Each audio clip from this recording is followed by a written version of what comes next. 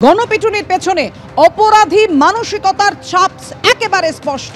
কেন একথা বলছি? কারণ পুলিশ বলছে যে মোবাইল চোর সন্দেহে একদল যুবক যখন মারধর করে ওই যুবককে, তখন অন্য দল ছাত্রাবাসের সামনের দোকানে সিসি ক্যামেরার ফুটেজ ডিলিটে তৎপর ছিল। আর ওই ক্যামেরাতেই ধরা পড়েছিল যুবক ইরশাদকে টেনে হিচড়ে নিয়ে যাওয়ার ছবি। দোকানে সহকর্মীদের জন্য কফি আনতে বাইরে বেরিয়েছিল হতভাগ্য ইরশাদ।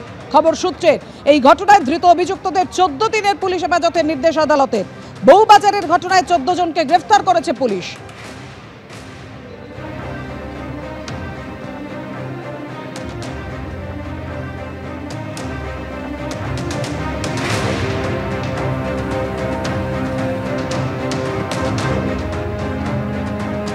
আমাদের সাবমিশন ছিল যারা হোস্টেলের বাসিন্দা সব আসামি 14 জনকে অ্যারেস্ট করা হয়েছে। এই ভিকটিমকে ডেকে হোস্টেলে বন্ধ করে তাকে চোর সন্দেহে পিটিয়ে মারে। এই ভিকটিম যখন মার খাচ্ছে তার যে কমপ্লেনেন্টকে ডাকে, কমপ্লেন্ট এসে রিকোয়েস্ট করে, ছাড়ে না। তখন পুলিশ যায়, পুলিশ বলে যে তোমরা খোলো, আমরা ভিকটিমকে নিয়ে গিয়ে হাসপাতালে ভর্তি করব, তাও ছাড়ে না। 2 ঘন্টা আটকে রাখে, মারধর করে। তারপর পুলিশ যখন নিয়ে যায় হাসপাতালে তখন ও মৃত বলে ঘোষণা করা হয়। এই 14 জনকে আজকে পুলিশ করা হয় এবং লানেট কোর্ট 4 জুলাই অবধি দেয় পিসি গ্র্যান্ট করে পুলিশ কাস্টডি। 3 জনের নাম বলতে পারছি: পবিত্র মুর্মু, সুবীর টুডু, হিমাংশু মান্ডি। 2 জন প্রাক্তন, বাকি 12 জন হচ্ছে রানিং স্টুডেন্ট। কোন কোন বিশ্ববিদ্যালয় বা কলেজের? প্রেসিডেন্সি আছে, রবীন্দ্র ভারতী আছে, বিভিন্ন জায়গায় আছে।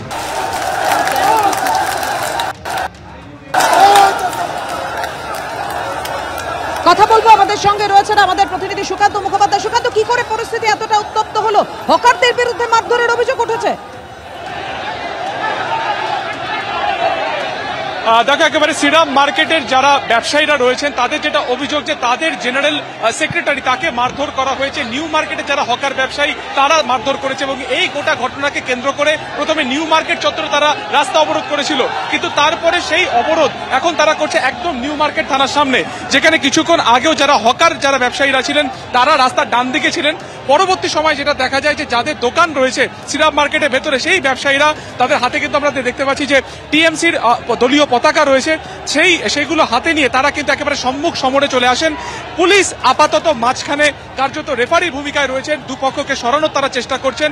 তবে এই দুপক্ষ অর্থাৎ যারা দোকানদার যারা রয়েছেন তাদের সাথে হকার যারা রয়েছেন এদের মধ্যে কিন্তু একটা স্বাভাবিকভাবে তাদের মধ্যে একটা গন্ডগোল দেখা যাচ্ছে। একাধিক দাবি দাওয়াকে কেন্দ্র করে যারা ব্যবসায়ী এবং যারা হকার ব্যবসায়ী তাদের মধ্যে দীর্ঘদিন থেকে একটা গন্ডগোল ছিল।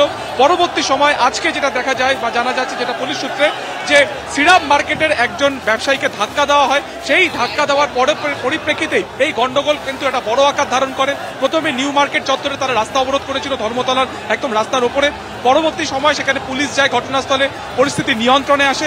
পরবর্তী সময় দেখা যায় যে যারা হকার্স অ্যাসোসিয়েশনের যারা সদস্যরা রয়েছেন, যারা ফুটপাতে যারা জিনিসপত্র বিক্রি করেন, তারা একদম নিউ মার্কেট থানার ঠিক সামনে এসে তারা রাস্তা অবরোধ করেন। দীর্ঘক্ষণ ধরে এই রাস্তা অবরোধ অবস্থাতে রয়েছে এবং সেই সময় তৃণমূলের দলীয় পতাকা নিয়ে কার্যত সম্মুখ সমরে 2 ব্যবসায়ী যারা যে দল রয়েছে সেই দল এখন রয়েছে। পুলিশের তরফে আপাতত গোটা পরিস্থিতিকে শান্ত করার চেষ্টা হচ্ছে। কিছু